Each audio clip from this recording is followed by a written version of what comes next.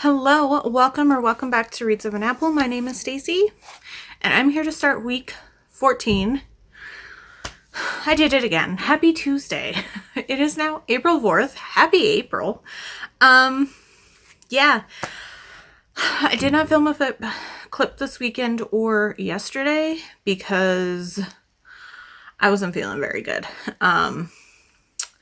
Yeah, and I'm just gonna leave it at that. I just was not in a good space physically or mentally to really do much.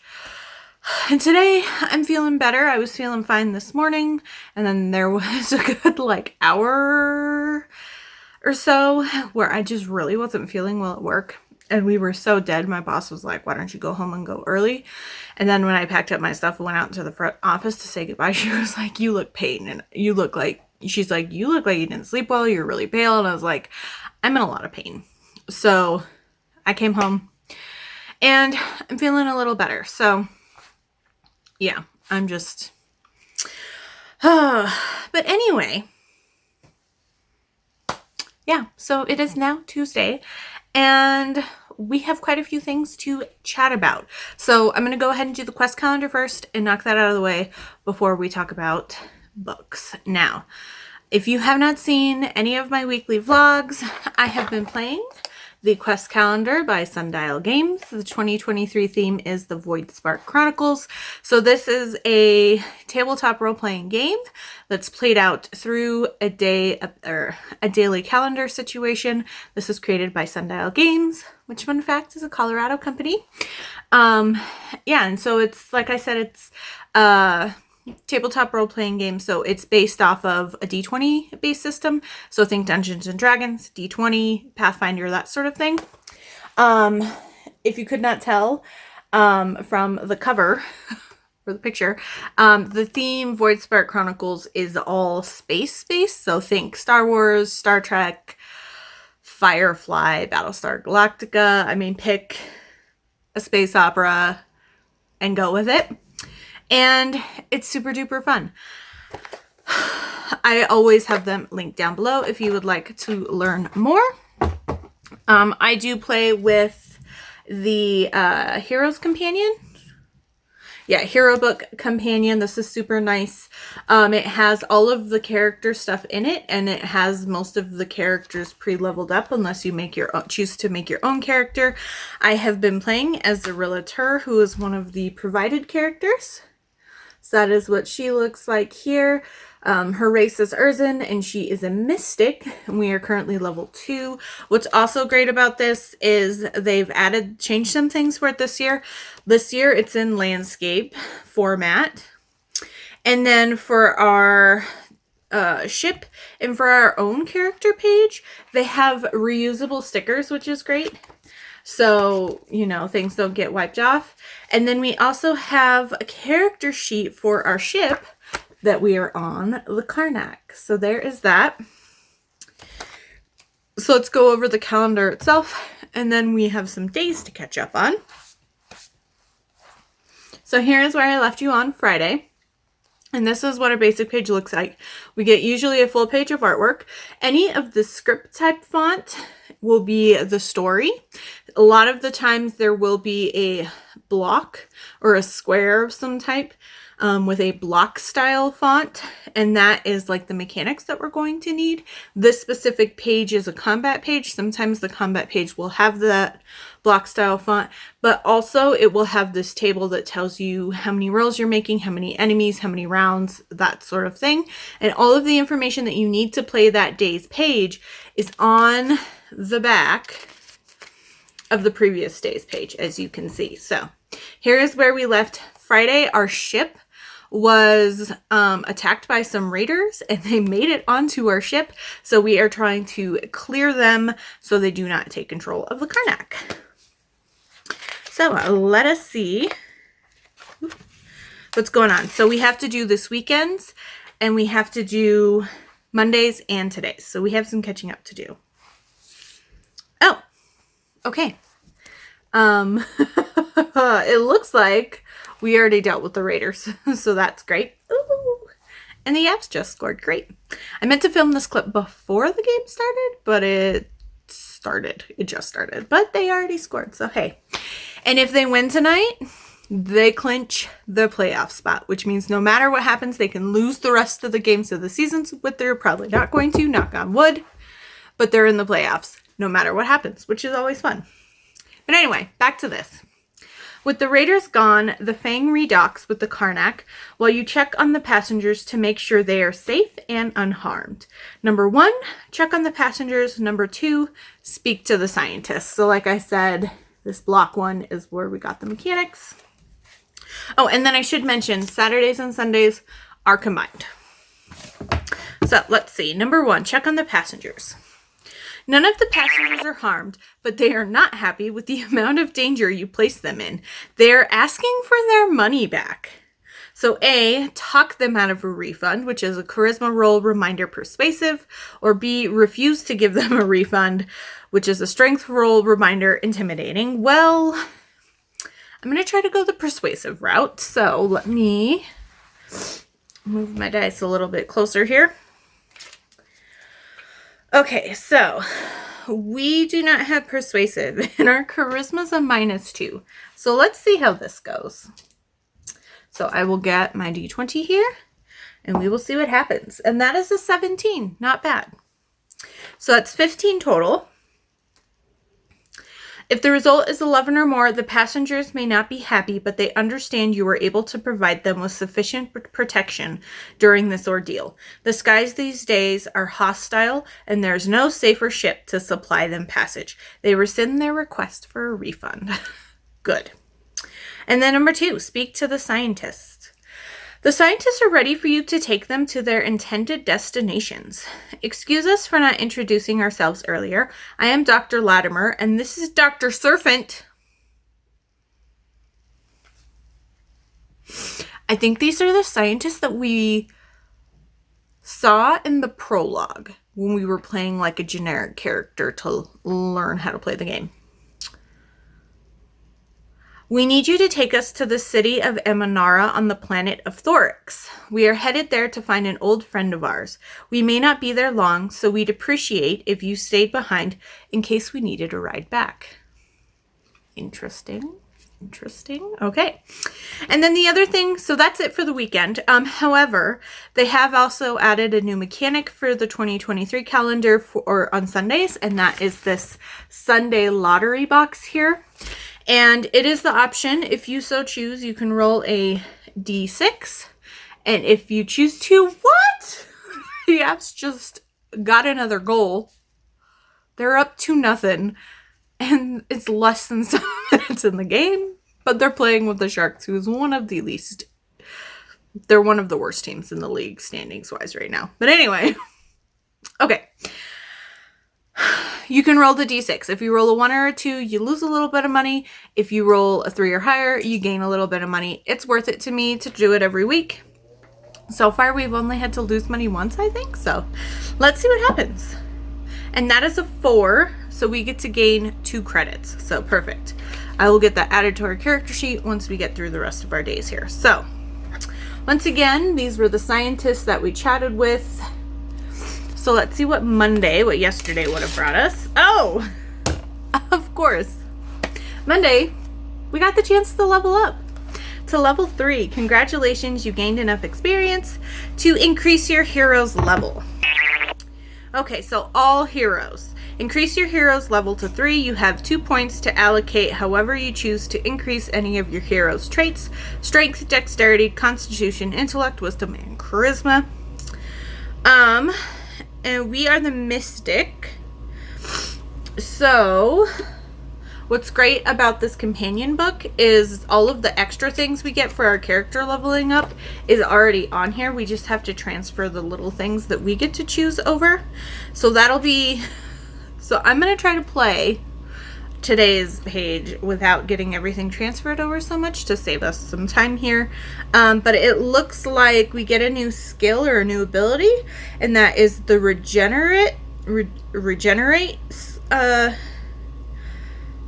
thing. So that allows us to use 1 surge, and we get 3 surges per page.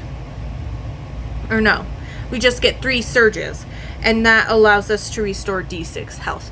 And we can regain surges when we rest, when we take a full rest. Okay, so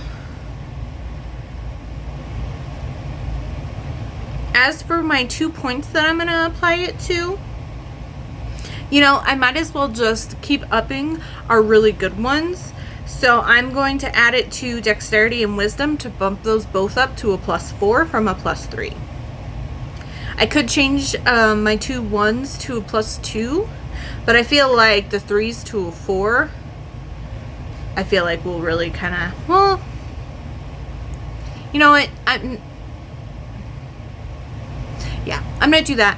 The next time we level up, I'll apply it to the other 2. So yeah, I'm going to do those 3 up to a +4. Or those 2 +3s up to +4s. Alright, so that's that. I'm just going to see what the next page has, and hopefully it won't be too much. That will be too bad. Okay, so here we go. It looks like we're back, and it looks like we might be headed to that planet Thorix. Yep, the captain wants us headed to Thorix. So we have 2 options: fly with manual controls or rely on a charted course. One is a dexterity with piloting and the other one is a wisdom with piloting. We do not have piloting, and now both of those are at a +4. So it really doesn't quite matter. Now let me look on the back. Yep, and it looks like no matter which option we choose, sometimes it'll say if they have different results or different roles. But here, with them together, that means no matter what role you choose, you're gonna get the same result. So it doesn't really matter because both of them have the same bonus. So we have a +4, and that is a 19, so 24. If the result is 15 or more, you navigate the Karnak precisely and pilot quickly to your destination. Your efficiency in traveling allows you to save on fuel. Gain 1 credit. You must consume 1 meal ration during the journey. So we have 5 of those, so I'll drop that down to 4. So we gained a total of 2 credits for our quest calendar, or no, yeah, for these 3 days, because we also leveled up. So I will work on getting all my leveling up stuff transferred later tonight once I'm done filming my clip, so that will be all set for tomorrow's clip. But yeah, so that is where I'm going to stop for now. Now, we have to talk about books, and it's going to be a lot, so I'm going to try not to go too in depth to stuff because I don't want this opening clip to be like 40 minutes again. Okay, so the Romanceopoly roll that I'm currently technically I'm currently working on 2 of them. I rolled this one, the Action Avenue, and I did start the book for this. And this one is Read a Fantasy from Your TBR, of which I had quite a few for this month because it's the Fantasy-a-thon is happening right now. If you didn't see my TBR, I'll pop it in the cards up above. But because I already knew I was going to be picking up a book immediately for that one, I went ahead and rolled my second Romanceopoly roll, and that was The Office. So Saturday night, I wanted to pick something up on my Kindle, and after the Avalanche game, and so I just searched for Office because I'm not a big office romance person, but I was looking to see if I had anything on my Kindle that had that in the blurb, in the title, or whatever, because you know how some of the Amazon titles say like a best friends to lover, childhood lovers, blah blah blah, romance after the title, like in parentheses or whatever. So what popped up was Love You Wrong by Julia Kent. This is her prequel novella, so 0.5 in her new Love You main series. This prequel is available for free. I think it's still available for free on Amazon, but I got it when she announced it before the first book came out because I'm a fan of the books that I've read from Julia Kent. And this was like, oh, it's an office romance. And I was like, perfect. I can read the prequel novel and then jump into the series sometime soon and see, you know, what's kind of going. So I was thinking this was more of a setup novel. And it was. But for the first book, this is not, we'll just get into it. So I'm going to kind of talk about both of them.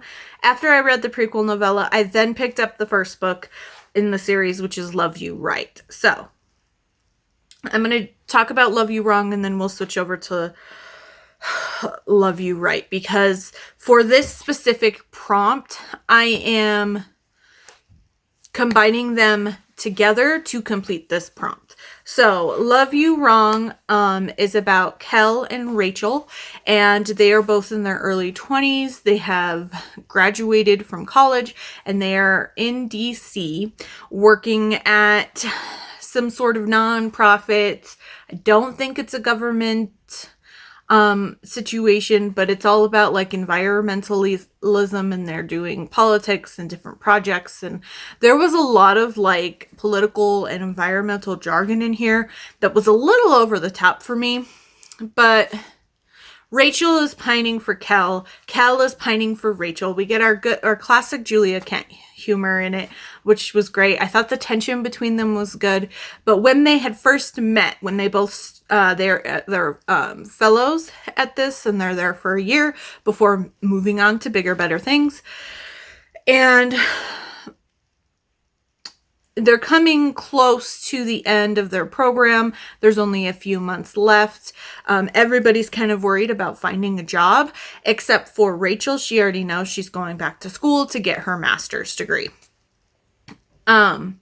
But when they first joined, and there was a little bit of attraction between them, Rachel was still with her college boyfriend. They had since broken up. But by the time she was kind of over that and ready to like start dating again, maybe start something with Kel, he had started dating their supervisor, Alyssa.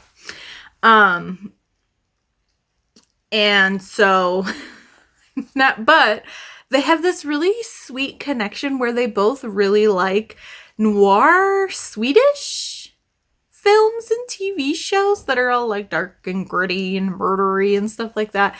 And I just love that little quirk between them. And they were like two of the only people in their groups of people who liked to watch that. So they had that really cute little connection where they just get together and watch those shows all the time. But we have a situation where Alyssa is kind of stringing Kel along. He can tell that there's something not right with the relationship. She's kind of pulled back. She keeps kind of brushing him off.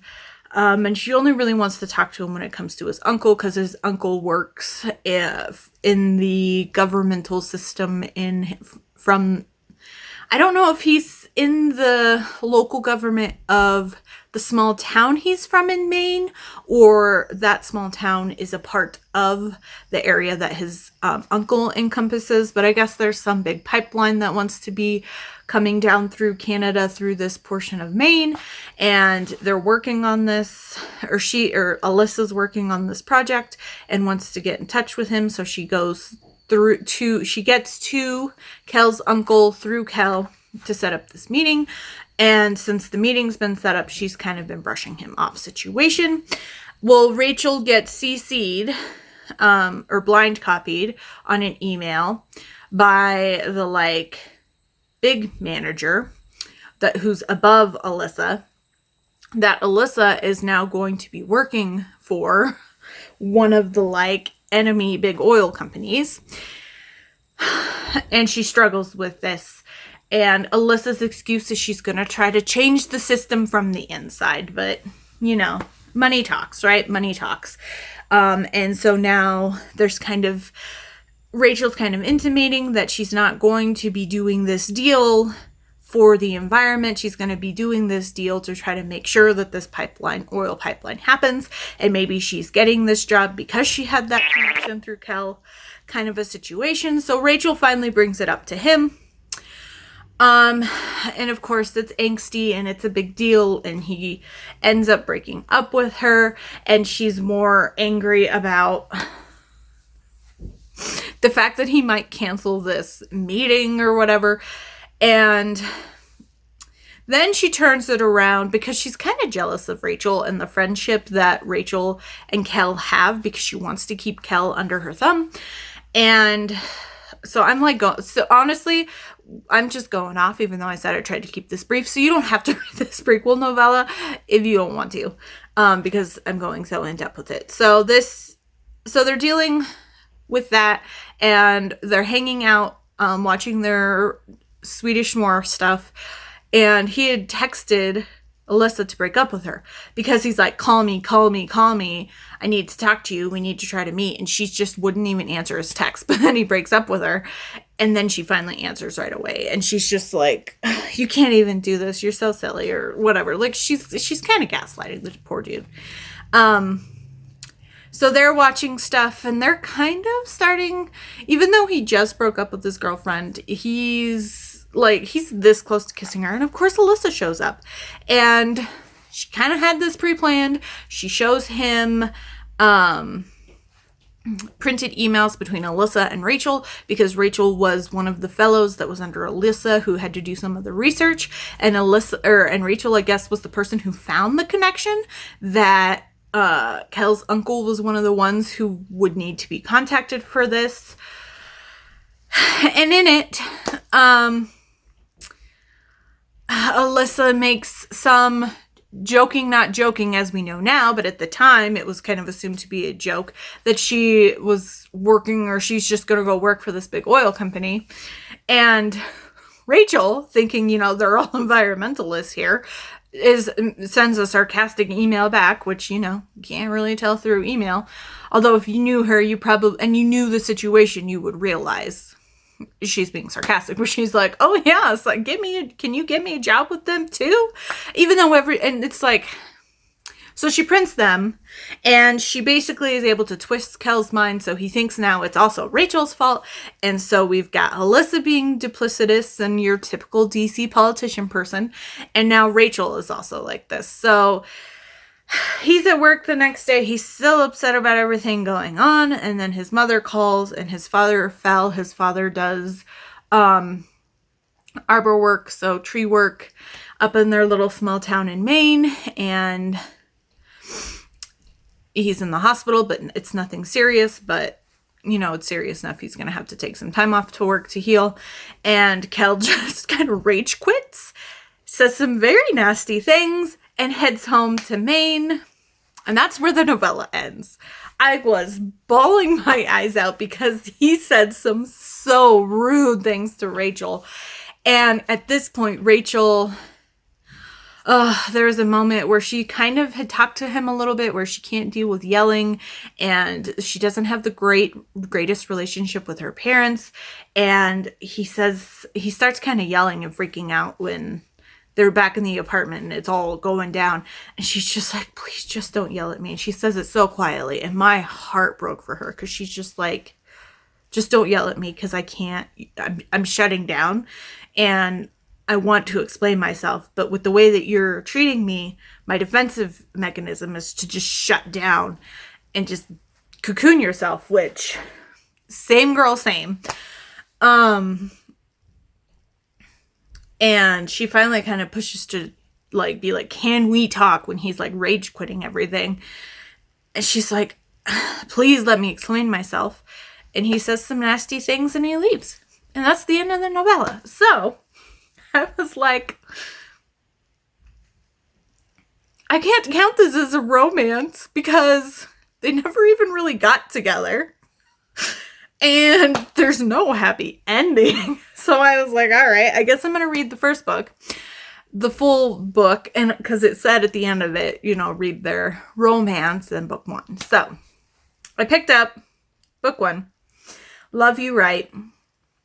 I got this via ebook, via Hoopla. Oh boy. So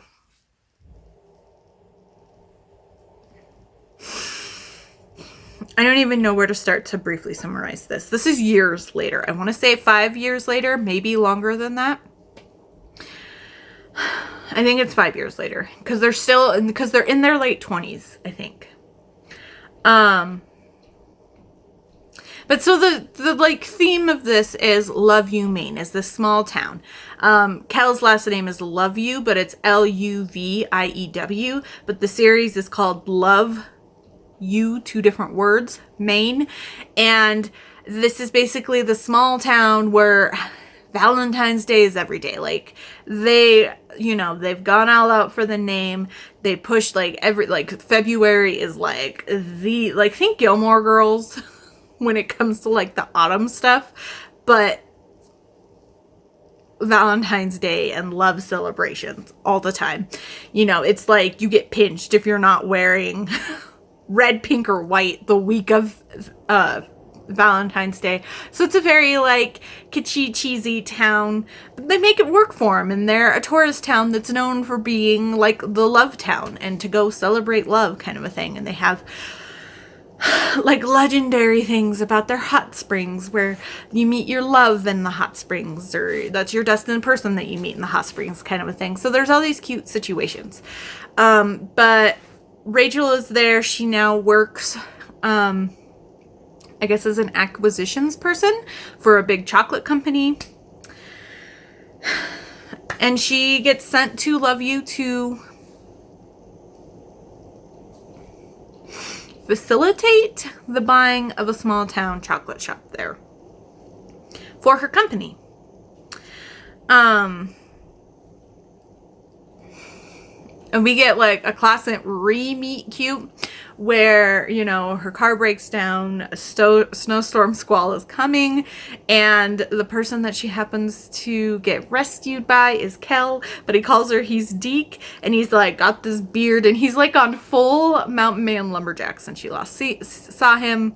But she's also changed too. She's kind of had to be more confident and stand up for herself more. She's not quite as timid or meek anymore. And so he kind of helps her get to town. There's this ridiculously crazy situation where they get super glued together to her radiator hose. And so he has to drive her into town with her like straddling them because he has a stick shift truck and their hands are glued together on one hand. And so I think it's his left hand and her right hand are glued together. So he has to be the one to drive. So she's straddling him so he can use this arm on the steering wheel. But then, so it's like this huge situation. And it's them kind of reconnecting. The novella I gave 3 stars. This one I gave 4 stars. I might have given it 3.5 stars and rounded it up. I didn't put on my Goodreads that I gave it 3.5, so I think I just gave it 4 stars. And I enjoyed the reconnecting. I thought the small town was super fun, super crazy. I mean, honestly, this book felt like a Valentine's Day Hallmark movie. Like, instead of a Christmas one, it was a Valentine's Day version.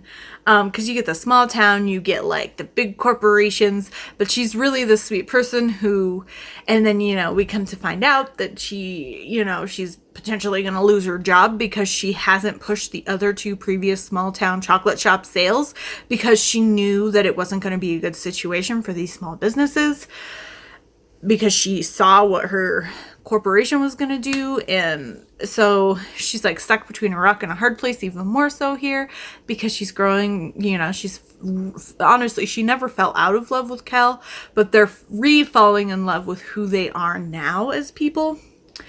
But my biggest issue why this wasn't 5 stars is because it took them way too long to sit and have the talk and let her explain herself. It doesn't happen till pretty much the end of the book. And I wish that they would have cleared the air about what happened previously. I mean, it didn't have to be right away. Maybe like the 50, 60-ish%. And then we could have spent the last little bit really kind of moving past that. But we just kind of dealt with him not trusting her, which was really him not trusting himself when it came to her. And just him constantly like defensively smacking back at her or lashing out at her to kind of protect himself before something would happen. And she finally loses it. And it's just like, you're going to listen to me. And it's awkwardly in front of the 2 people who own the chocolate shop that she's trying to get, or her company's trying to buy, and his mother. So I don't know. And he has a Maine Coon cat, and I loved it. I loved his little kitty, and I mean, I really enjoyed it. It was just the angstiness of it. And I want to read more of this series, but I have to say, the second book, in the prequel, we meet one of his brothers who's a cop for the small town, and his adorable wife, and they just had a baby Harriet. And guess what happened in the 5 years? A local guy had a heart attack while he was driving, and then while he had a heart attack and I think he died, his car ran off the road, because and what happened? He hit his brother's wife, and it was on Thanksgiving. So now the next book is going to be a super sad widower story, and I'm just like, what is with these tragic backstories? Like, don't make us fall in love with his wife in the prequel novella if you're just gonna kill her off, Julia. Just saying. So, I do want to read the rest of the series. I'm gonna have to wait till I'm a little more emotionally stable, unless I'm easily affected emotionally, especially by sad stuff. That's why I don't read really angsty stuff. But right now, with how... And this book certainly didn't help my emotional state this weekend. I don't really want to get into it too much, but after reading that prequel novella, I was already kind of weepy anyway before reading the prequel novella. But then I was up till 4 o'clock in the morning, Saturday, technically Sunday morning, because I was crying and could not stop. And it was just the weekend, guys. So yeah, there's that. I definitely talked way longer than I meant to about those books, but it's fine. So I am so some of my quarterly reading challenges that I have going on, I'm counting them as separate books because if it doesn't have to be specifically romance based or whatever, or it doesn't, I'm keep putting them separate. But for my specific romance awfully prompt, because it is read a romance where the characters meet at work. Technically, they still met at work when they first met in the prequel novella, even though that's technically not where they met in the full book where the romance actually happens. But so I combined Love You Wrong and Love You Right to count for this. So I read the prequel novella Saturday night, and then I started the first book, Love You Right, Saturday, and finished that on Sunday. So there's that.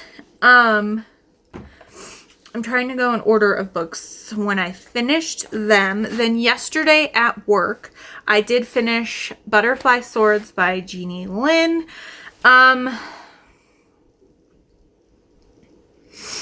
I really, really was enjoying this book until we got to like the 80-ish% because,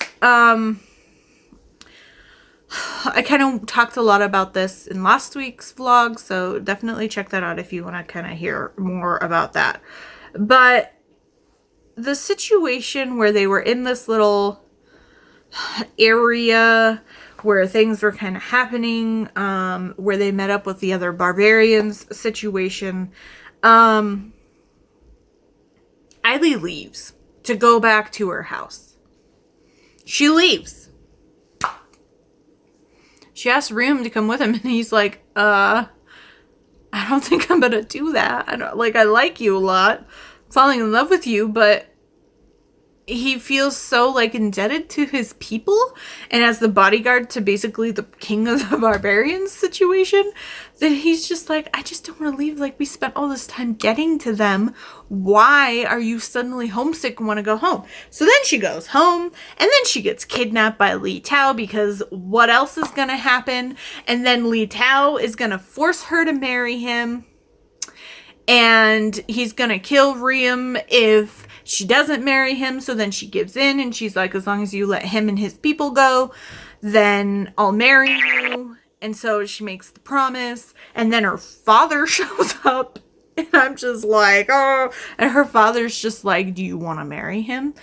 And she's just like, I made a promise, and the Chen family doesn't break their promise. I made a promise, you made a promise, mom made a promise. And he's just like, do you want to marry him? And she never says no. She's just like, I made a promise. And I'm just like, where was this, father? Like half the book ago. Like, seriously? And then Ram gets let go because that was the deal. And then decides that he's going to come back and fight for her. And then they have a duel. And Ram kicks his butt. He doesn't kill Li Tao, but he kicks his butt and the Emperor gives him his sword. And so I'm just like, I don't understand this situation. This is so weird. I just don't understand the situation. Like, I feel like I would have been okay if they didn't leave the barbarian-like stronghold. That if it was Li Tao and her father show up to take Ai back, and you know, they're like, we're gonna kill everybody here if you don't come with us. So she's like, fine, I'll come with you. And then Riem wants to challenge. Like, I feel like I would have handled that more. I just was so over them like white fanging each other and pushing each other away and then like physically leaving each other. It just happened one too many times. So I loved the setting. I loved the like writing style, I guess, which I knew I would like going in because I like Jeannie Lin, but I have to give this book a 3.5 stars because at work, literally the entire situation from when she got captured to Li Tao to when they got to I was just like, why? Why did she leave? Why did she leave?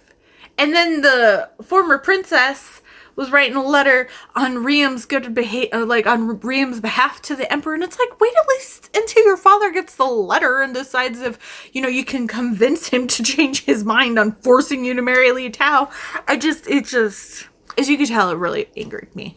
And it was just one too many situations of them pushing each other away or not stepping up and saying the truth. And I enjoy the realism of the historical kind of setting. And yeah, this is true to what the decisions that people would have have to make in that time period. I would assume, but obviously I haven't lived it.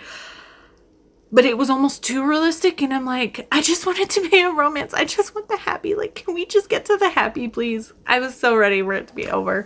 And I still don't understand how this audiobook was over 10 hours when this is 288 pages. I don't get it. But yeah, so I give it 3.5 stars. I rounded it up to 4 on Goodreads. I did enjoy it. As for, oh my gosh. Okay. As for my reading challenges, for Gildathon, this worked for Turn Up the Heat, which is read a romance. For the Pretty Pretty Princess board game quarterly challenged, I used this for the bracelet prompt, which is one of the jewelry prompts, which is a bracelet on the cover or where it's worn, and she's displaying her wrist because she's holding her sword. For Read the Seasons, this worked for the letter B for butterfly swords, and I had to shift this to holiday number 3. So I couldn't do it on the spring, holiday 1 or holiday 2. I had to shift it to holiday 3, which was slightly annoying.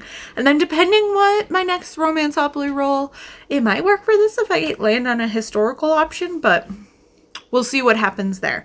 Going back to the Love You Wrong and Love You Right.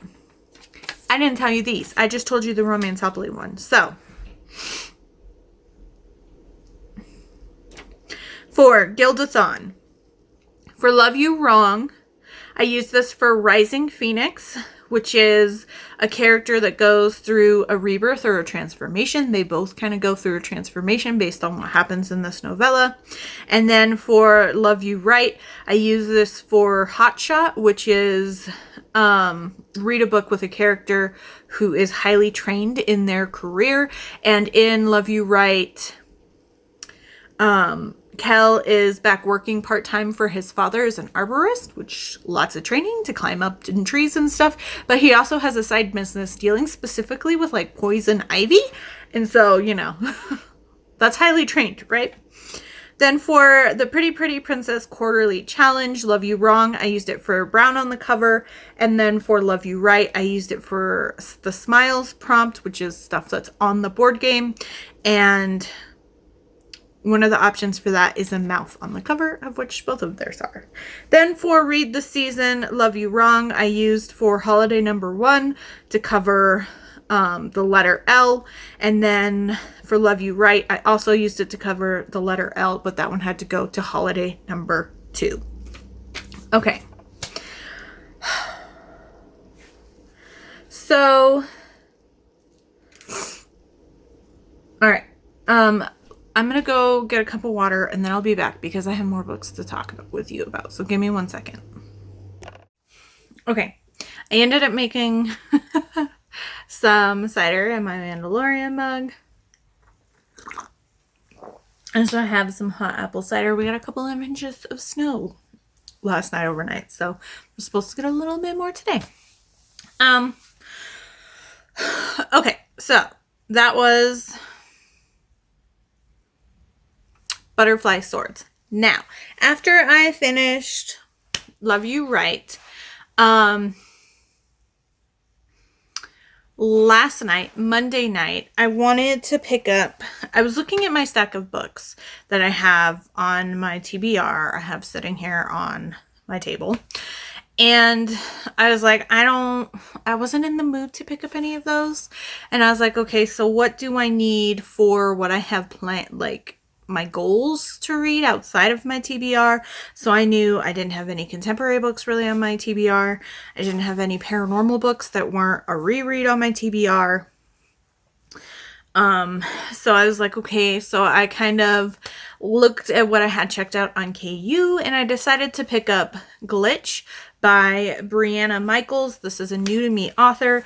This I saw one of the, I think it's the owner of Enchanted Fandoms posted about this book on her Instagram. I saw it on Instagram, somebody talking about it, and said it was super steamy, and they're both video game players. So I thought, oh, cool, nerdy, let's see it.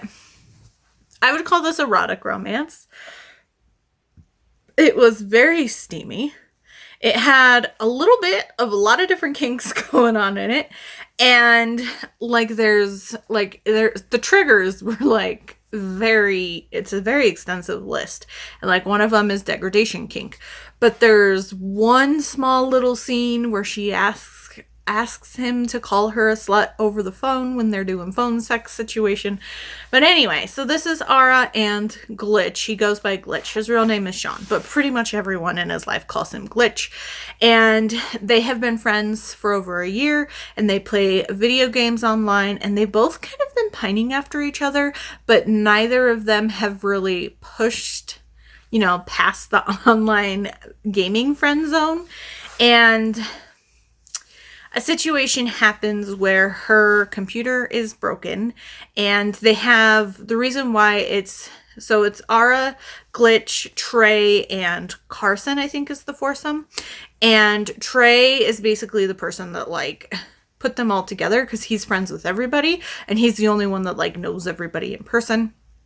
And Trey knows Glitch has a crush on Ara, and he ends up kind of sending Ara Glitch's phone number because he knows he has like a gaming shop, so he does like board games and video games and anime, and then he also like fixes computers there. And so it's just like, I mean, what you would think is like a comic game shop. And they meet in person. She is on the curvier side, and he has, the reason he got the nickname Glitch is from his sister, where he would get in social situations where he wasn't able to like control what was happening, or he couldn't process what was kind of going on around him. So he just kind of like freeze and have to like orientate himself. And so his sister called him Glitch because it's like his mind glitches. So he has some sort of anxiety, social disorder, it seems like. But they meet and they've been pining for each other and they both have the hots for each other. And I mean, it's off and rolling, I feel like 15% in, maybe 20% in. And they both get it on all of the time. There were a couple situations where I was like, that's a little much. And so, I mean, they do tell each other that they love each other. Which is weird because it's not like they've been having these online conversations that are super deep and you feel like you know each other, because they make the comment where it feels like an old relationship, like they feel so comfortable around each other and they naturally kind of like understand each other's body language. But at the same time, they're like, none of our conversations were deep. And so I feel like I know nothing about you. So it's also a new relationship. And so it's this really weird dichotomy that didn't quite work for me. I think so as a steamy contemporary romance, I would probably rate this lower. But looking at it in the lens of this is a contemporary erotic romance, I gave it 4 stars. So, I mean, it's a lot there, banging it out all the time. So if you're looking for something that's high steam, definitely check this out.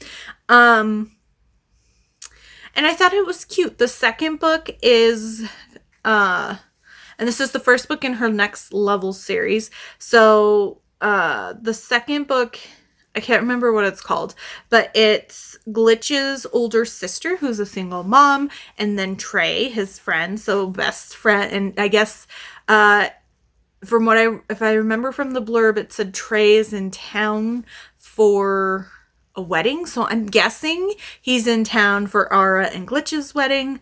And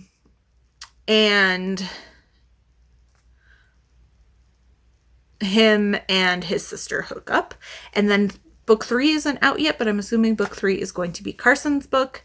One thing I didn't like is we have issues with her ex, and her ex being a possessive, jealous. I mean, he's a douche hat, let's be honest. And then he's calling her, he's kind of stalking her, he's being that creepy dude. He kind of guilts her into coming back to the relationship, and she's finally like done and over it. And so now he's being like creepy with her. And then we get this weird situation where he is threatening, he had kicked her computer, which is why it needed fixed in the first place, and gave her a laptop in repentance. And then we come to find out that he put stuff on it, so even if the screen was off, that he was able to record. So he's recorded her masturbating all the time, because I guess that's a thing. Like, she is horny a lot. Like, she masturbates a lot. And is trying to blackmail her with these photos.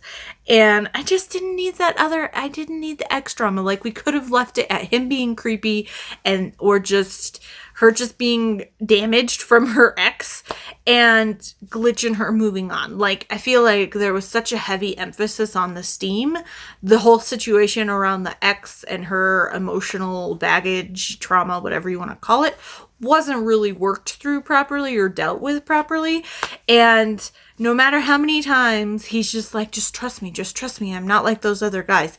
It's hard to just flip that switch to react a different way in a situation that might trigger you into those insecurities or that baggage that you have. So some of it was a little unbelievable, but like I said, if I look at it through the lens of this is erotic romance, the point is the sexy times, I gave it 4 stars. If I looked at it at a romance, it'd probably be like a 3 stars. Like a straight contemporary romance, it'd probably be 3, maybe a little bit lower. But I'm going to call it an erotic romance. So there is that. Oh, and she's an artist. And she's a painter. So there's stuff with that. Oh, and then Glitch also has a very super deep voice. And I guess it's a thing. So, as for my reading challenges, I used for Gildathon, this worked for by Hammer and Hand, which is a character that creates something. And like I said, she is an artist. for the Pretty Pretty Princess board game challenge. I use this for the jewelry prompt for the crown because he's showing you his head and he's showing you the top of the head even better, which is where the crown goes. And then for Read the Season, I applied this to the letter G for spring. So I think I only have 1 or 2 more books I have to read to complete spring. So yeah. So I finished that today when I got home from work. Now, as for books I currently have going on, Sunday during the day, I pretty much just read A Quarter of Wings and Ruin. I am rereading this. I am listening to the graphic audio now that I finally kind of have the time to listen to it, and the 3rd part is out. When I read this originally for the SJM along, only the first 2 parts of it were out. So yeah, I put that on Sunday and I crocheted and listened to the first part. It is about 6 hours each part, so I'm about 1/3 of the way through. From what I could tell, because it doesn't go with normal chapters, I'm at about chapter 22. But according to the timing of all 3, put them together, I'm 33% through, which makes sense because it's one of the 3. But yeah, I mean, it's amazing. It's amazing. And I have to say, I thought from what I remember, there were parts in this book that I thought happened earlier, but haven't happened yet. And I was like, how much it all blends together, which is crazy. But yeah, I'm definitely enjoying my reread for sure of this. And this was the one that, like I said, I have applied for Action Avenue. I just haven't finished it yet. So I got to get through the other 2 parts. We'll see. It might have to wait till this. I might not finish it till this weekend, but because I've already started it and applied this prompt to it, I'm just going to keep going on my Romanceopoly prompts because those can apply to other things. But this is my audiobook, but this is my at-home audiobook because I'm just going to save it for when I can just sit down and mostly focus on it. And I have a different audiobook going at work. So we will talk about that next. So at work yesterday, after finishing Butterfly Swords, I started Love Bites by Cynthia St. Aubin.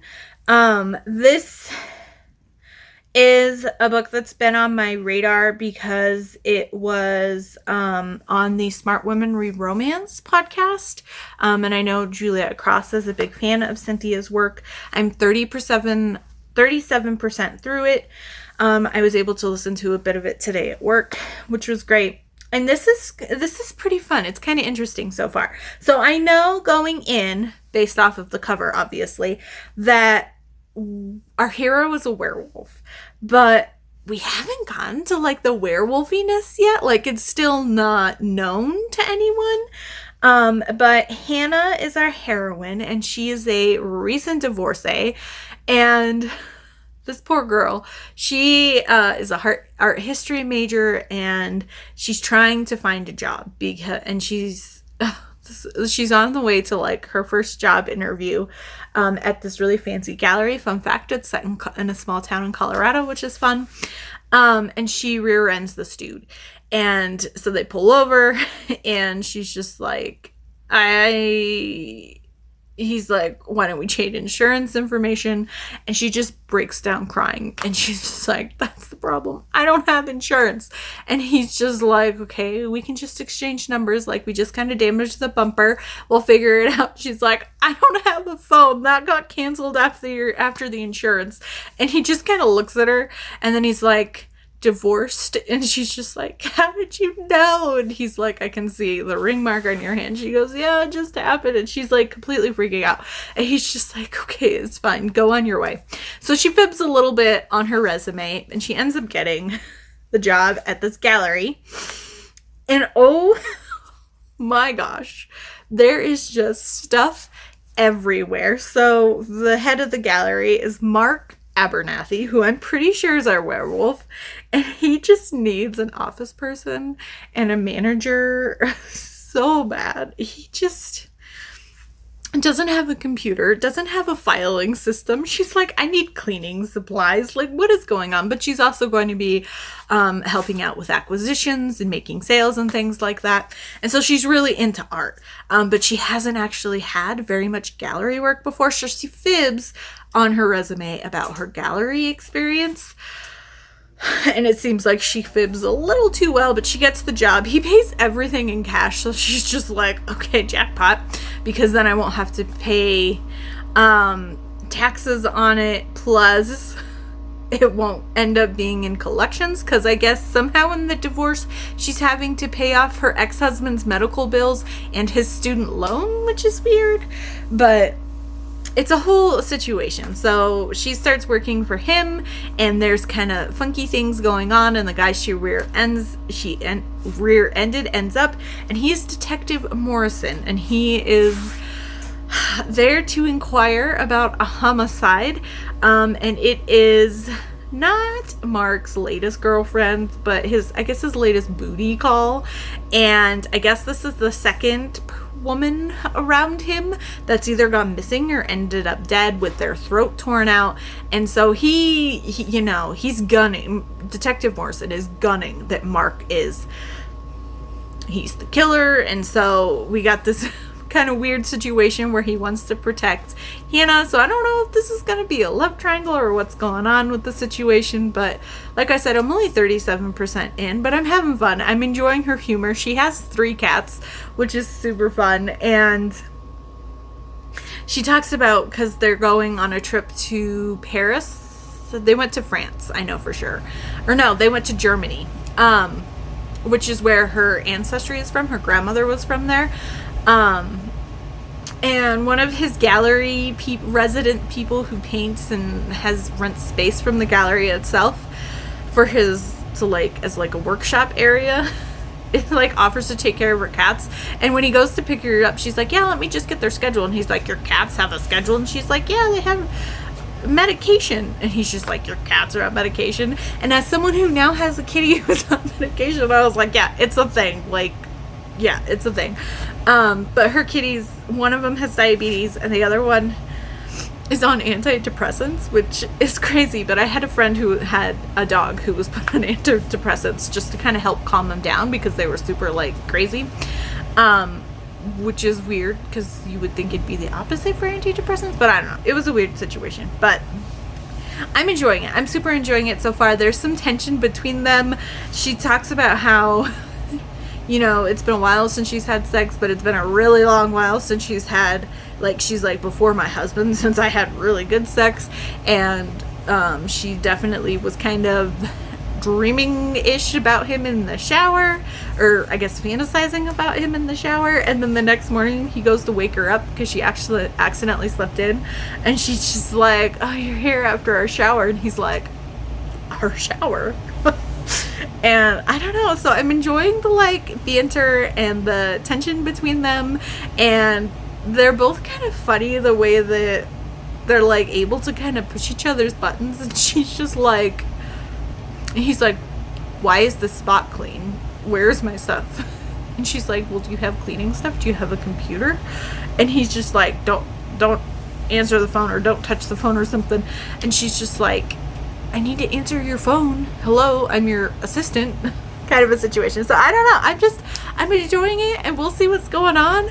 I don't know where the werewolf situation. It seems like he's hiding that he's a werewolf, and then we get some kind of shady calls. So we'll see what happens. But they're doing auctions and stuff in Germany for some art or I guess a pendant. So yeah, I'm super enjoying it so far. It's just a lot of fun, and it kind of a change of pace after the kind of angstier books that I was reading recently.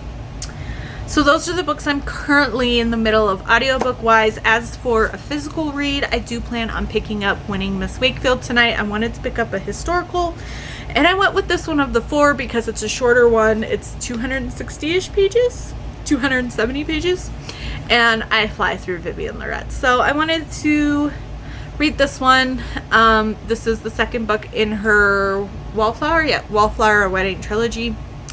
And yeah, so I plan on starting this while the game is still going, because it is a late night game. The puck drop was at 11:30, which yay, they're in California. And they're in California for like the next 4 games or something stupid. So yeah, I will be starting this basically when I'm done filming these clips.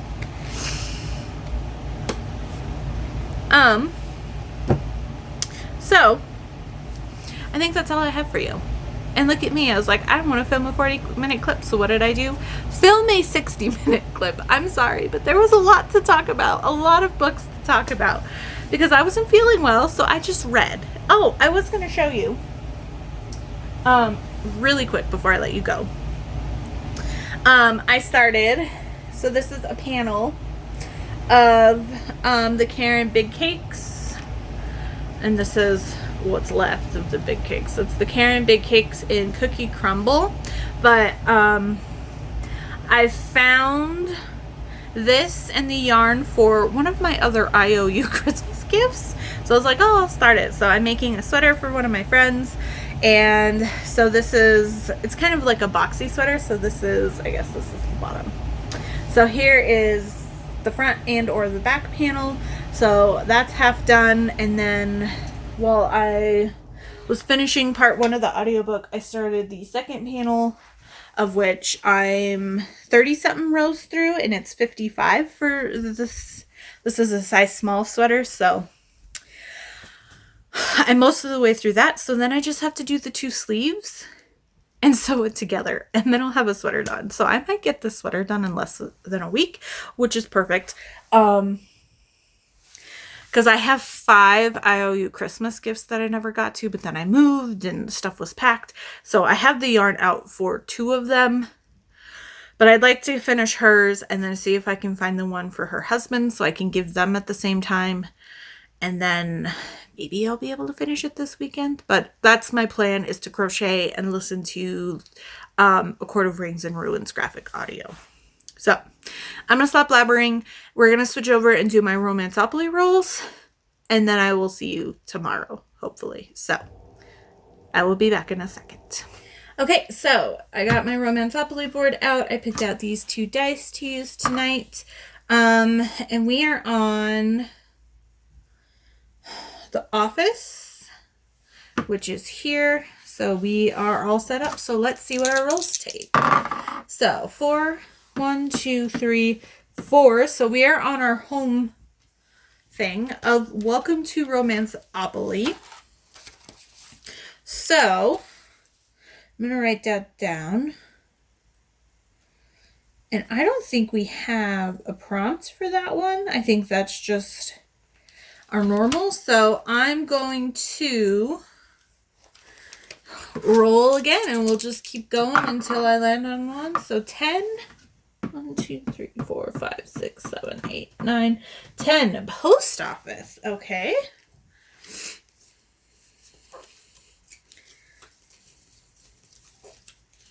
Okay, so.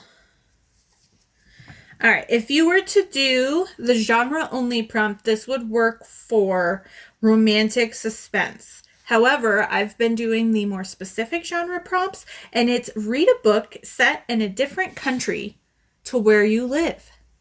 And guess what? The book that I finished after Love You Right, which was the one that worked for the previous prompt, was Butterfly Swords. So Butterfly Swords counts as this. So that one's already done. So perfect. Now let me just mark in my book here. So 10. And go back to post office. And then I'm just going to write butterfly, and then I can fill the rest out later. Okay, so we're going to do our next roll here. And it'd be perfect if it works for Glitch or Love Bites or even winning Miss Wakefield, because that's what I have going on. So 7. 1, 2, 3, 4, 5, 6, 7. So library. So let's see if we've done this one. There is library a couple of times on here. So this is the one that's in the middle of the paranormal section. Okay, and we have not done this one. And library is free choice. Read any book from any genre. And guess what? That will work for glitch. So that one's done. This is perfect. I'm loving this. We are making some good headway. So let me write down the date when I wrote this. And then this is over here. This is this one. And this is glitch. Okay. On to our next roll. I love it when they line up like this. Okay, so 7. 1, 2, 3, 4, 5, 6, 7. So this is Lover's Lane. 1, 2. Lover's Lane. Okay, so. All right, this is, if you want to do a generic genre prompt, this is one of the LGBTQ cards, but the specific prompt is read an NMM romance book. So I will figure out, I know I have a couple that are on the top of my mind of what I would like to read. Ooh, and one of them is a paranormal romance, and I don't have any paranormal romances on my TBR that aren't a reread, so I would like at least one that's not a reread that is highly rated that I can use for my end of the year bracket. So I think I have an idea of what I'm going to go with, but I will mention it when I do it. But that's pretty good. We got 3 prompts taken care of, and I'm excited to move forward, so I'm going to leave it at that, and I will see you all tomorrow. Hello. Happy Thursday. I did not film a clip last night. I was working on some things, and then I realized April starts the next portion of the magical readathon. I will link the announcement video down below. It's for the entire month of April. I had stumbled across it and had screenshots in my phone of people posting about it. And I saw it kind of after the fact, but people were talking about how the spring equinox portion of the readathon was going to be coming up, so maybe look at making a character and getting things done ahead of time.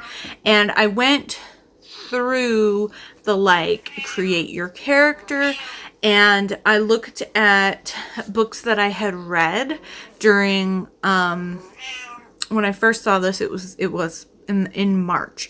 So I looked at what I read in January and February in order to see if any of the books that I read there I could use as part of that readathon to create my character. So I ended up creating my character, and it was just like one of those things where I did this, and then I was just like, okay, I have it when it happens. And then I totally spaced what was going to happen. And I wasn't really talking about it that much because I wasn't really doing anything with it. But yeah, so it's a thing now. And I, of course, put it in a place that I cannot access right now because I put it with my board game stuff, silly enough, because I was thinking all this is a character sheet. And I can access some of my board game stuff behind me, but not all of it. And so now I was like, so I was able to kind of finagle things and pull out the notes that I had on my character creation. I never really kind of figured out how I wanted to do my character sheet and keep track of it because this is a readathon that has multiple events and side quests and stuff. But yeah, so I kind of went back to the books that I read in March and looked to see what the things I picked out for my character, if any of them worked for the prompts that my character would have for the classes that I'm taking. So I'm very excited. This is the first time I'm able to participate in it with everybody else. And yeah, so that's fun. And thankfully, not thankfully, the books in April that I've read, they kind of fit some of the other class prompts, but none of the ones that are classes for the classes that I have to take. So I don't know if I'm going to submit them or not. I was kind of trying to figure things out now that like a readathon's actually going on. And so yeah, but I mean, I'm enjoying her world building. I think it's super cool, and it's really fun to kind of see it happen while it's already kind of in the thick of things. So that's super fun. But anyway, that's what I was working on last night. And I was kind of a little bit finalizing things today. But, you know, once again, the avalanche played in California, and puck drop was at like 8:30. So it is...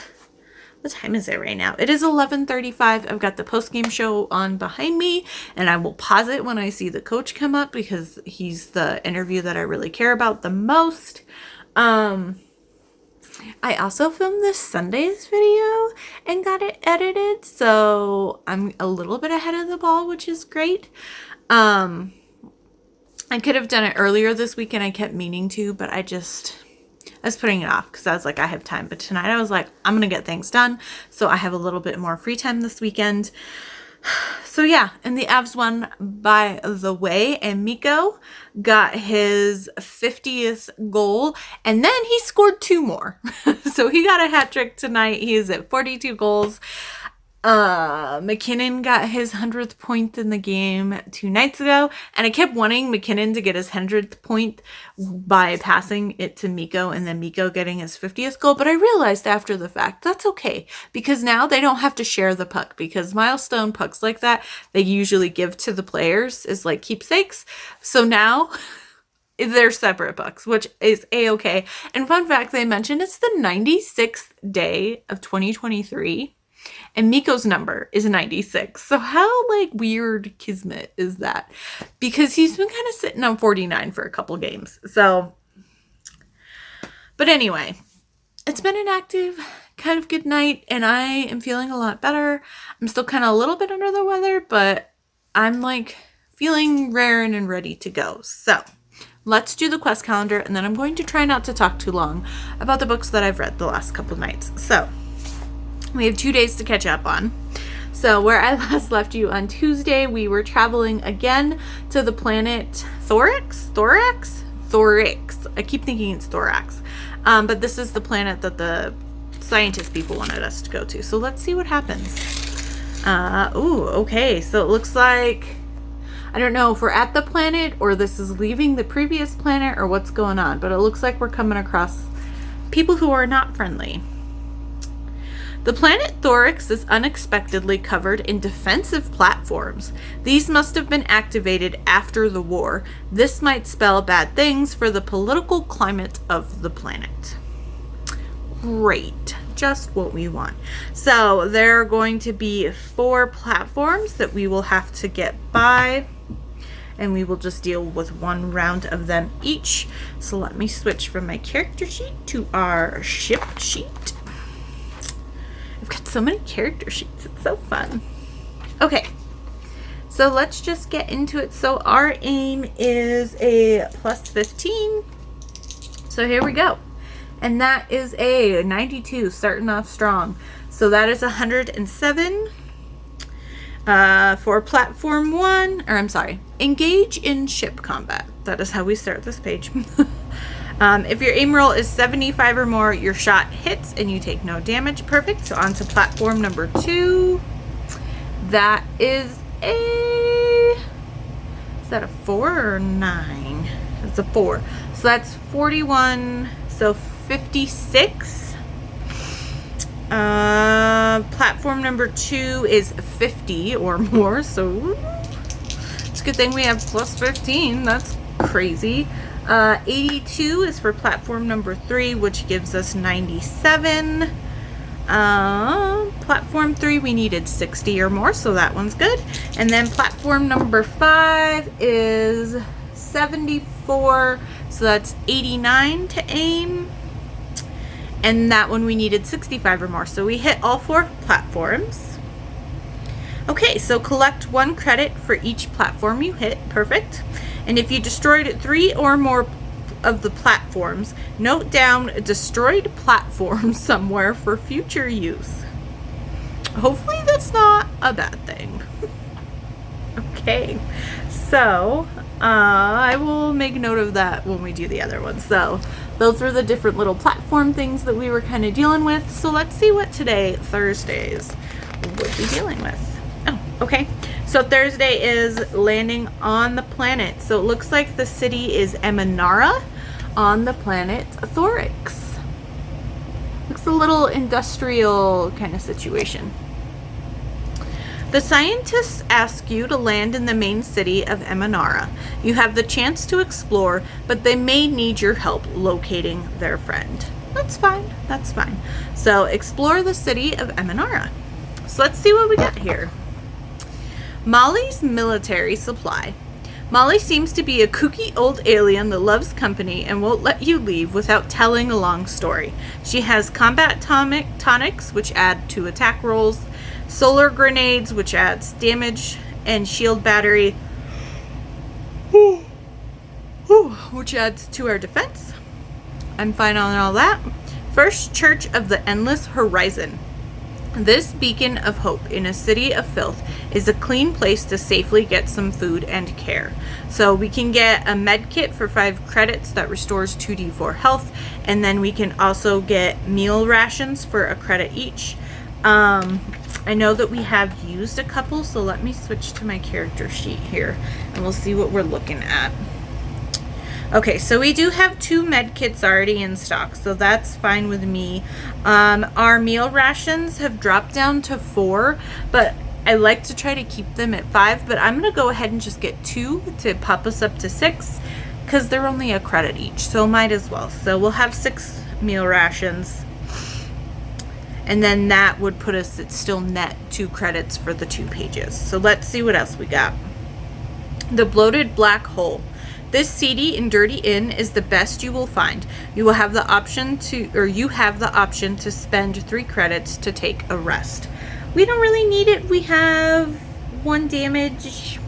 It's good. We haven't really used anything that needs to be refreshed because the things that I typically use are once per page anyway, so they auto refresh on the next page. So we're not going to worry about that. Then the final place we can go to is Roxy's Robo Repair. Roxy seems preoccupied with repairing an old mech, but she happily sells you any parts you need. So ship parts are 5 credits and a repair kit is 6 credits. We do have 2 repair kits and 12 ship parts, so I think we're good for now. So that is it for the quest calendar. That actually was pretty quick for just 2 days, so I'm glad that that went by fairly quickly. Now, let me grab my notes. So, last night, I did finish a book, and I actually did start it. I told you I was going to start it, and I know sometimes that doesn't always happen, but I did start Tuesday night, and I did finish last night, Wednesday night, Winning Miss Wakefield by Vivian Lorette. I'm going to give this 5 stars. I mean, let's be honest, something horrendous has to happen for me not to give Vivian Lorette 5 stars. I just love her book so much. This is the 2nd book in the Wallflower Wedding series. Why did I take so long to get to this series? Oh my God, it's just so freaking good. So brief synopsis. This is Maribeth, or Miss Wakefield, and she is friends. She's like in a little embroidery circle with 3 other girls. The 2 were book 1, which is Miss Danvers, and then there is she's now Mrs. Weatherstone. I can't remember her name, but she's the prequel novella. I think it's a holiday novella that leads up in, that's the prequel 0.5 in this series. So yeah, but we've got this one, and she has been pretty sure it's kind of been an agreement that everybody just kind of assumes is happening. Everybody kind of knows is probably going to happen, but it's never been like formally addressed. for someone that she grew up with, and they have been courting basically for 5 years. And all of a sudden, he's in love with the local vicar's daughter, and he dumps her. So now her reputation is kind of on the edge because people are like, why is he suddenly getting rid of her? Why is he not wanting to marry her? They have been courting for so long. I'm sure she's not pure anymore. So her reputation is kind of on the scandalous edge. And she's trying to re-enter society. Her family has kind of lost a lot of their money. She lost her parents when she was young. She's with her aunt who is widowed. And they are approached by a friend, not friend, an acquaintance at least, but they're kind of friends now. Eve, who is a twice over widower, or a widow. And she had debuted and been an active debutante at the same time as her aunt, and she offers Maribeth to kind of sponsor her for the season and to kind of help her gain her reputation. And she offers this scandalous plan that Maribeth should kiss a rake to, one, kind of think like Duke and I kind of a thing, to make her seem attractive or someone who other people could possibly want, but also to give herself the confidence that she is like a desirable young person. And she thinks it's completely silly. And then she is kind of running away and she ends up in a study or a library or something like that. And she comes across Bane, who is a friend of the hero in the previous book. But they're kind of not friends anymore because he kind of is trying to seduce Emma in the previous books. That's Miss Danvers, who's now his wife. But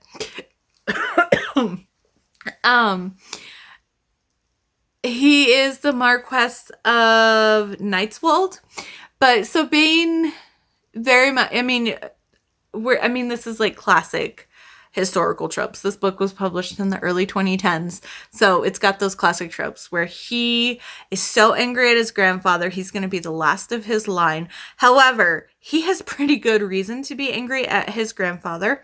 I will say, if you're sensitive at all to the word gypsy instead of Romani, that is used a lot in here.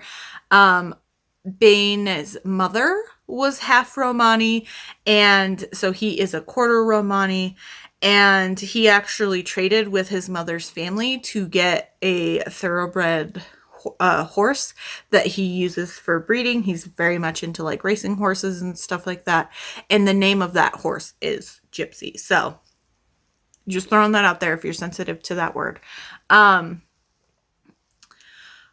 But his grandfather hated his parents because he thought that the line was becoming unpure because his mother was half Romani. And so it's kind of firmly agreed upon, but never really proven, that his grandfather kind of finagled events so that their carriage went off over a cliff, but somehow Bane managed to escape the carriage before that happened, so he survived. And then he goes to live with his uncle on his brother's side, so the old Marquess's other son. And this is where Lady Eve comes in. She was originally his husband, and then what ends up happening is the grandfather puts all their ire on the uncle now because because his uncle was taking care of Bane. He's like, he's a child. He's my nephew. I'm going to take care of him. I'm going to support him because we don't have a son, him being the next heir after me. And so then his grandfather turned everything onto his uncle and started just targeting his uncle horrendously. So his uncle decided to take things into his own hands, and he committed suicide at the grandfather's estate and hung himself over his study desk, which it's a choice for sure. And Then we kind of get that the Marquess was tried to blackmail anybody and have Bane and his parents like names stricken from the marriage registry and his baptism stricken from the registries and things like that.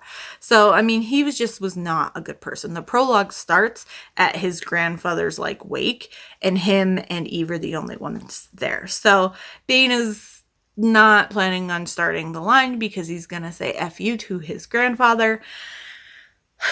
And of course, when he meets Maribeth and she kisses him, it's really cute. She's like, I'm gonna borrow and return something from you. And then she kind of kisses him. And then they both can't stop thinking about each other. And unbeknownst to Maribeth, Eve is Bane's aunt. And so when she finagles him into joining her at a house party, they're hoping to kind of enact this plan to teach Maribeth how to flirt with people and make her seem desirable. And then they're going to invite her ex-beau to come and see her on the final ball of the house party. And then maybe he will change his mind and want her back. But we have her and Bane falling in love.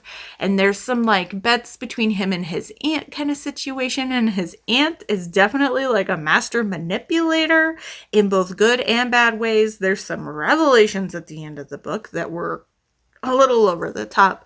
But I had so much fun. I loved Bane and Maribeth and how they just had this innate knowing about each other, and she just could read him and his body language so well and saw things that like nobody else saw. And it just was really sweet, and I loved him with his horses, and I just loved it. I mean, I love Vivian the Rat.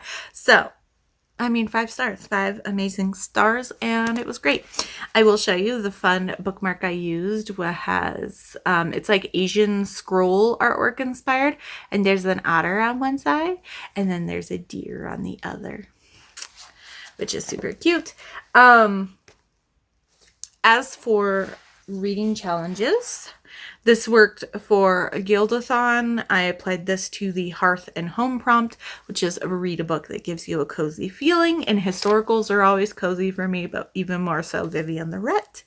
For the Pretty Pretty Princess board game quarterly challenge, I used this for the jewelry prompt for earring, because you can't really see if she's wearing earrings, but you can see at least his ear. It's out there, so I'm using it for that. For read the season, I had to shift this to holiday number 3 to cover the letter L for Lorette. And then for the spring equinox magical readathon, I applied this to the prompt for the astronomy class, and the prompt for that one is 2 E's in the title, and there are 2 E's in Wakefield. So there is that. Now, after finishing that, I really wanted to pick up book 3 and finish the trilogy, Finding Miss McFarland, but I did not. I was like, let's wait and see. Maybe I can get a prompt that fits it from something else. We will see. But I have some other books that I need to kind of start getting through, so we'll see kind of what happens there. But instead, I decided to pick up the Romanceopoly prompt that I have going on right now. Well, I have 2. One's for ACOWAR, but that's still in progress. I haven't listened to that still. I still haven't started part 2 of the graphic audio. But anyway, so we got Lover's Lane, which is read an MM book. So last night, I after finishing Winning Miss Wakefield, I picked up Smash and Grab. It's been on my TBR for a couple different paranormal romance readathons, and it's one of those things where I really wanted to read it and I really wanted to get to it, but I got to the point where the readathons where I was like, I only have 1 or 2 prompts left, and it wouldn't have worked for 1 or 2 prompts, so I had to it just kind of kept getting put off. But I heard amazing stuff about these, and so I was like, now's the time to pick it up. Like, this was the first book that popped in my mind when I was like, that I've been really wanting to read, and that's this one, Smash and Grab. This is by Maz Maddox. This is the first book in her Relic series. If you do not know, this series is about dinosaur shifters. And for the dinosaur lover in me, you can tell Maz Maddox is a dinosaur person and has done her research and knows her crap. And it is so, so much fun. I am enjoying this. Where's my Kindle? So I stayed up way too late last night reading it because I wanted to get to at least 59%. Or not 59, 50%. I'm currently at 69% of the way through it on chapter 12. So, brief rundown. There is a really cool egg fossil that's been found, and scientists are really kind of hoping that because of the way that this area, it was like a nest of raptor eggs, was that if this egg is mostly intact, once they can get down and do x-rays in it, that there might be fossilized flesh or something else besides bones. And I'm like, that's so cool. And it's just making me so nerdy. It makes me want to just stop watching any other things outside of like archaeology and paleontology documentary TV show things. Like the National Geographic section of Disney Plus, I can just spiral into for months. But anyway, so Simon is a paleontologist. He's the paleontologist that kind of ran the dig, that discovered this. He's working at the National History Museum one night, just kind of continuing working on it, and three men come in with guns, and we find out that they are trying to steal the fossil, and then they decide they're going to kidnap him because he can finish unearthing and properly restoring this fossil. And then in comes Dalton, who is our dinosaur shifter. Seems like he's a Utah raptor. But he's got pink mohawk. He wears like kitschy dinosaur pun shirts. He's got like a leather jacket with like spikes and stuff. Like, he's totally like punk central. And he cracks me up. He's just like so jovial and cheery. And he's like, I just want to hunt for food, get my rocks off, and that's pretty much it.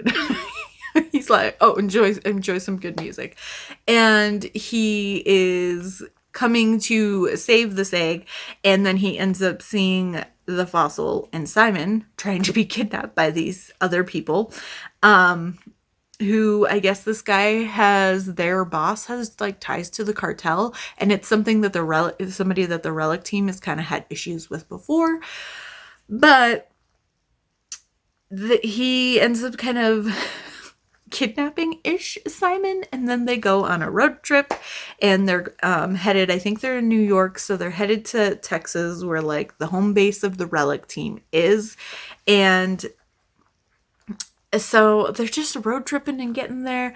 There's hijinks, Dalton wants to stop at all of the crazy little touristy places that they pass, and I am 100% like that is when my mom and I would do road trips to go pick up my sister, because she went to college in Flagstaff, Arizona, and we would pass so many really cool little museums and like touristy trap areas, and we'd always be like, we want to plan, like we always would make plans to visit one or two places, but we usually went to places in and around Flagstaff, but we would pass so many, and we always would be like, we need to go on a road trip where when we see these little museums and little areas that we can just go and do that and like kind of meander, and while we have an end point, not have like a strict path on we need to get there by a certain time on a certain day or whatever like that, which unfortunately never happened, but maybe one day I'll get to do it with somebody. But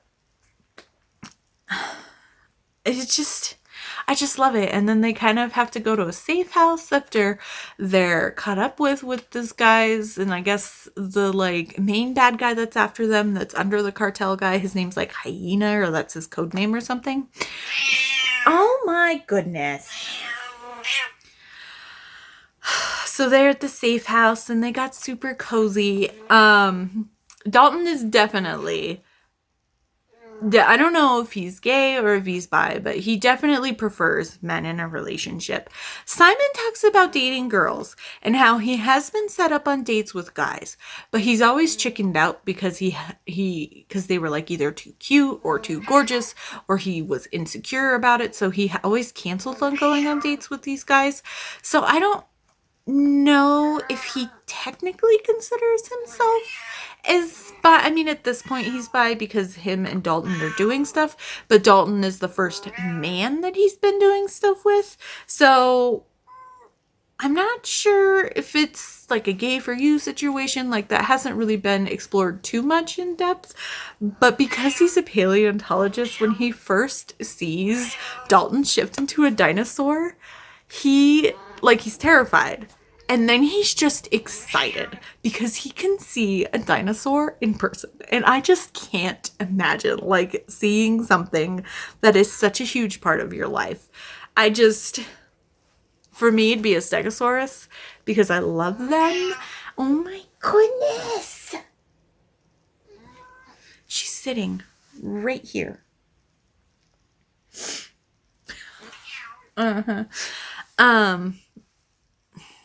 But yeah, I'm just having so much fun.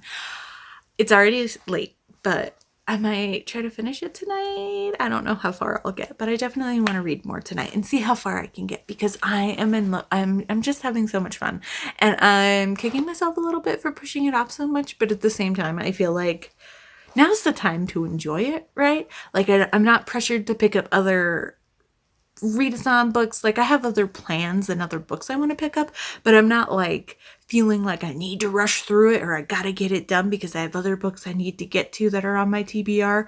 Because everything on my TBR, like only one of them is really a requirement for me for book clubs. The rest is just kind of me picking books that I want to read or reread. So I can kind of, even though I'm flying through it, it's because I'm enjoying it and not like I'm pushing myself to get through it. I hope that makes sense, but I'm having a lot of fun with it. And you're full of it.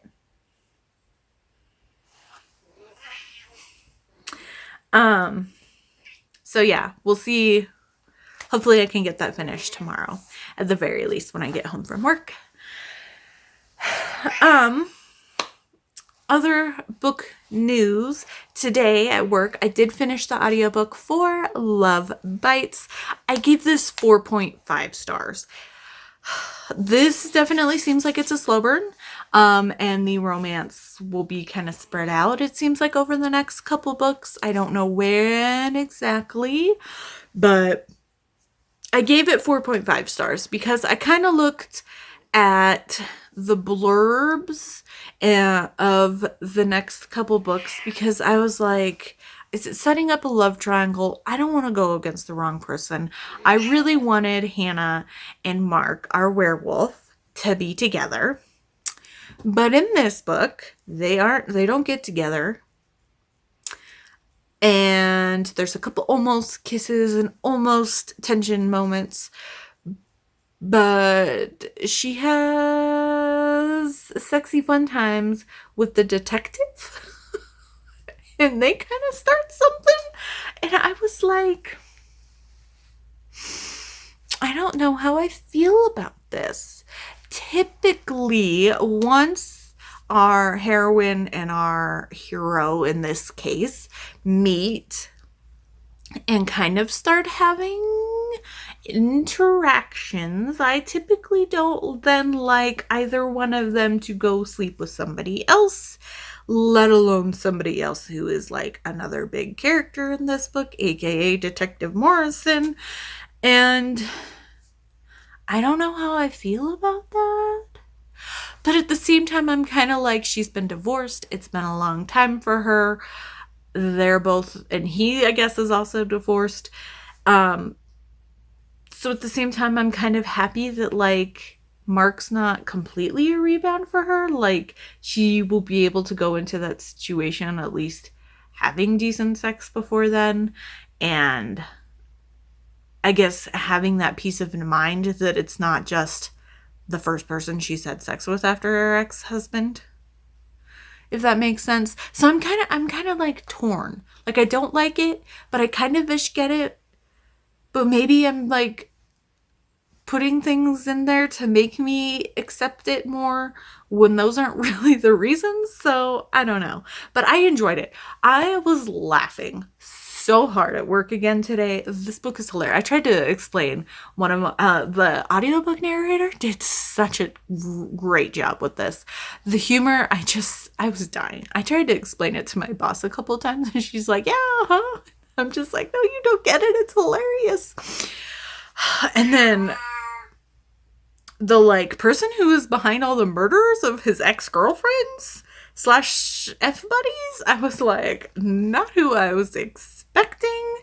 And so there were like situations and he's still not explaining stuff to her, but now he's being like outright like, I'm not going to tell you that. Oh, this I'll tell you, but I'm not going to tell you this, and I'm not going to tell you this. So I don't know what's going on, but I just enjoyed it. It was so much fun. And I was looking at my Hoopla. And so all of these books are available on KU in audiobook or in ebook. But all 4 of these books are also on Hoopla via audio. And I was looking at the checkouts I have for the rest of the month.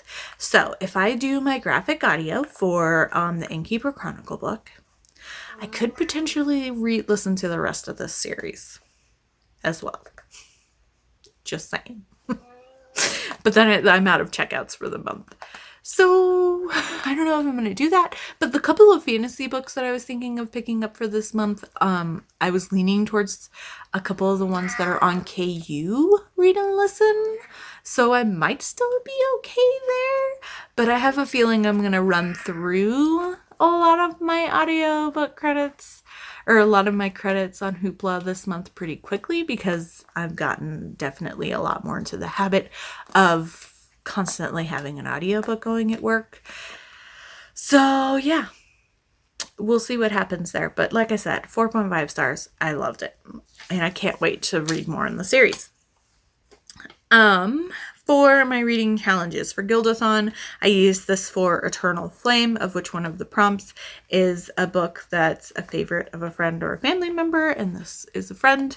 For the Pretty Pretty Princess board game quarterly challenge, I used this for one of the versions of the game, which is Disney Princess, and one of those options is a cartoonish cover. For Read the Season, this worked for the letter A, which was in spring. So I only have one prompt left for spring. And then I've got spring done, and then I can kind of work on the extra holidays, which is great. So yeah, I'm going to focus on my ebook tonight, and then we'll see what I end up picking up later tonight. But I think that's it I have for you. So I'm going to get things switched over, and we're going to do our new Romantopoly roll, and then we will go from there, and I will see you tomorrow on Friday. Okay, so when I was setting this all up, I realized, why am I doing my Romantopoly roll? I technically haven't finished Smash and Grab yet, but whatever. I got it set up. We'll at least figure out what I'm going to read next for Romantopoly. So let's just get into it and see what happens. So that is 2, 1, 2, and that puts us on Action Avenue, which is actually one that I have already done. So we will roll again. So 2 and 11, or 5 and 6. So 6, 7, 8, 9, 10, 11. Star Harbor. Okay, so let's see what Star Harbor says. Okay, so this is the generic prompt is sci-fi, if you're going off the genre, but the more specific prompt is read a sci-fi where one of the main characters is an alien. And I was actually thinking the next audiobook I might pick up is a sci-fi audiobook. Just kind of going off of I only have one sci-fi book on my TBR, which should be a 5 stars because it's Alona Andrews. But I was hoping to get another one, so I definitely will try to pick up a sci-fi book here coming up soon. I don't know how quickly I'm going to get to it, but there will be a sci-fi book coming soon. So, yeah, that's exciting. That'll be the book. I mean, it's a little unfortunate. One of the ones that I don't have immediately on my TBR fit it, but that's fine. I'll make it work. If we have to wait until I can get through some of these other props first, then I will do that. But at least I have a goal. So, alien romance. I have a couple audiobook options that I was looking at. And, I mean, there's lots of KU options out there. I have way too many alien romances on my TBR. I've also been kind of wanting to reread Victoria Aveline, because she's doing some fun stuff for her Cleclanian series, and it's been making me want to reread the series. So maybe I throw that reread into my list, into my hat, but I don't know. A lot of options, almost too many at this point when it comes to sci-fi alien romance, but I'll stop blabbering at you, and I will see you tomorrow. I hope you have a great Friday. Hello, happy Friday. It's just about 11 o'clock and I was going to get ready and go to bed. And then I was like, oh wait, I need to film my clip. So I'm going to try to do it really quickly. I don't have too much for you today. I did finish Smash and Grab last night. I'm going to give it 4 stars. I enjoyed it. I thought it was super fun. I wanted a little bit more from the romance. Unless, like, and with him being a shapeshifter, I feel like if it was more apparent or more kind of talked about that this was like a fated mate situation, I would have been a little bit more on board, but it wasn't really. So, it just felt a little quick, and on the romance aspect, but it was so much fun. It really was a lot of fun. I couldn't not give it 4 stars. It just wasn't quite everything that I wanted to hit that 5-star mark, but I thought it was super fun. It was a little silly at the end. We had some white finging going on, and then Dalton pushes Simon away to protect him, and then it tries to lead the bad guys off, but it doesn't. And then he gets captured, and then Simon acts as bait to kind of help rescue Dalton, and then it's all a big thing, but I'm intrigued to read more in the series for sure. And it was just super cute and fun, and I definitely need more dinosaur shifter romances in my life, and yeah. At some point, I will read more in the series. And I am more likely to now that I have read the first book and enjoyed it.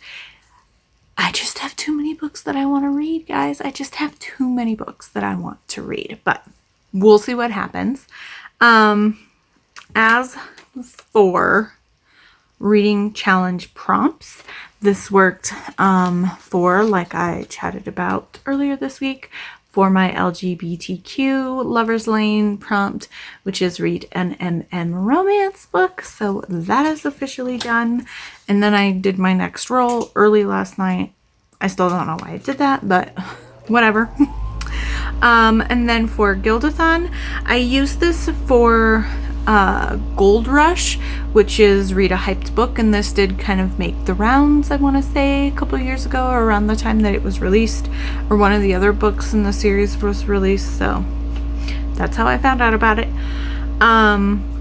For the Pretty Pretty Princess board game quarterly challenge, I used this for one of the generic color prompts for white on the cover, and then this worked for read the season for the letter R, because the series name is Relic.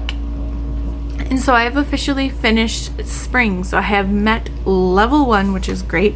So now I can start working on holiday number 1 to get to level 2.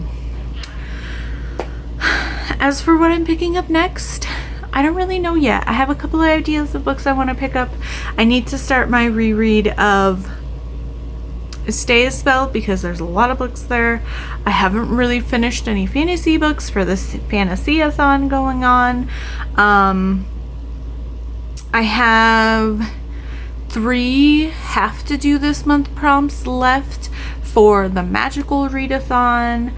But then I want to start the side quest, but you have forever to do the side quest, but you get extra points and it accounts towards the stats of the readathon if you try to do those during this month. So I don't know. And then I have my TBR books, which are a couple, but only one of them's I have to read, and I don't have to pick it up till the end of the month. So it's almost like I have too much going on in my brain now, and I did this to myself, but I still need to finish a quarter of Wings in Ruin graphic audio. That's my plan this weekend, is to at least get through part 2, if not part way through part 3 as well. I also plan on trying to finish that sweater I started crocheting last weekend when I started the graphic audio.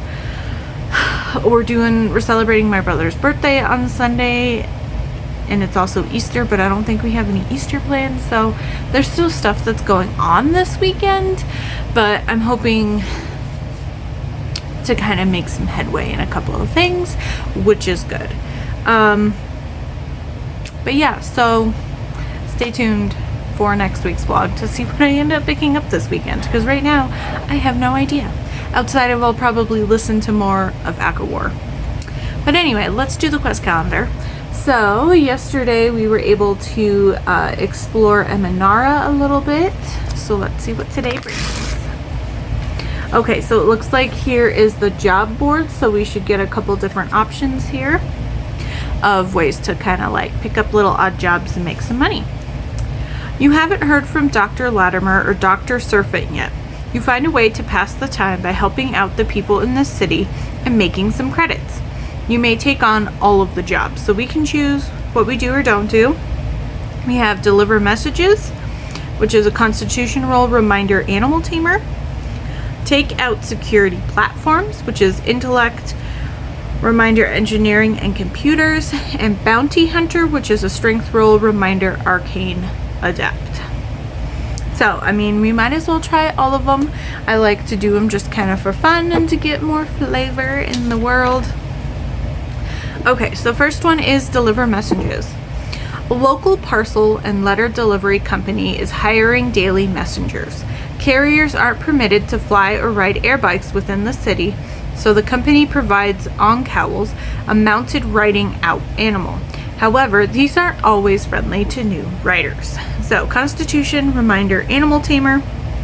So our Constitution is 1. We do have animal tamer, so that gives us 2. So a total of +3 to our roll.